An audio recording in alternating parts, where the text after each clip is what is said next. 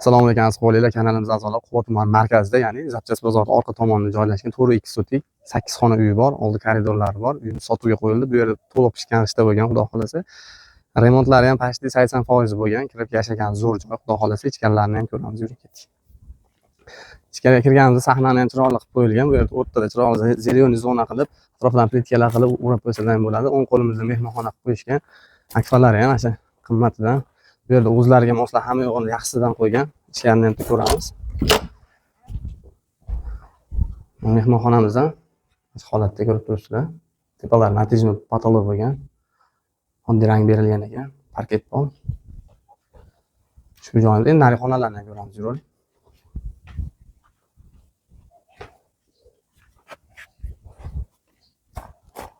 Hop, bu yerda ko'rib turibsizlar. Hali bitmagan. Bu yerda bitta xona. Xonalarning oshxona qo'salar bo'laveradi. Patologlari bo'lgan. Bu ikkinchi xonamiz. Ichkarida spalniy xona qilsa bo'ladi. Bu yerda sanuzellargacha alohida qilib qo'yishgan. Buni ham patologlari bo'lgan, pollarigacha bo'lgan, remont qo'ygan xolos, xudo xolasa. Svetlari yo'q hozir. Ro'yib nay tomondan ham ko'rsating. Bu yerda oldin to'sib, turib, kelavering. Akfada o'rab qo'yishgan, o'rtada katta hol qilib qo'yishgan buni ham. Ko'rib turibsizlar, buni ham natijli patologlar bo'lgan. Remontlari ham tayyor, xudo xolasa, pollargacha bo'lgan.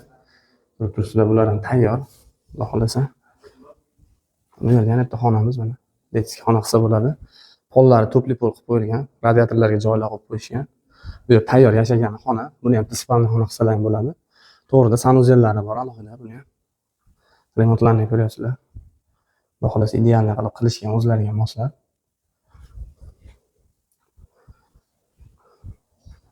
Nari xonalarga ko'ramiz. Do'stlar, bu yerda kirganda chap qo'lda mehmonxona qilsa bo'ladi buni ham. Hozir ular o'zlari oshxona qilib qo'yishgan. Tayyor mana. Buni ham tepalar natijli patolog, aboy, o'sha aboy. Xudo xolasa televizorda elib, bemalol choy ichib o'tirsa bo'ladigan holatda. Bu yerda gaz va svetdan muammo yo'q. Endi orqa tomonda hojatxona, sanuzellarga joy qilib qo'yishgan, ko'rib turibsizlar. Bu yerda hojatxonasi bor. Bu yerda sanuzelga joy qilib qo'yishgan. Bu yerda hojatxona ekan, bu tomon sanuzel ekan. Mana ko'rib turibsizlar. Qorong'ulik yaxshi chiqmadi. Oladigan odam kelsa bo'ladi. Bu yerda o'nni suvlarni, o'nnilarni, mana montajlarni, nasoslar, aristonlar, sistemalar hamma yo'q qilib qo'yilgan, xudo xolasa. Ushbu holatda joy. Buni podvallari ham bor. Bemalol podvaliga kompot-kompotlar qo'yib ishlasa bo'ladi. Podvallar. Bizlar qo'ldan kelgancha obzorni qildik. Ushbu uyning narxini 80 mingdan o'tib beramiz deyapti. Kelishtirib berishadi. Telefon qilaverasizlar egalar nomini. Do'stlarimizga ulashib beramiz. Sog' bo'linglar.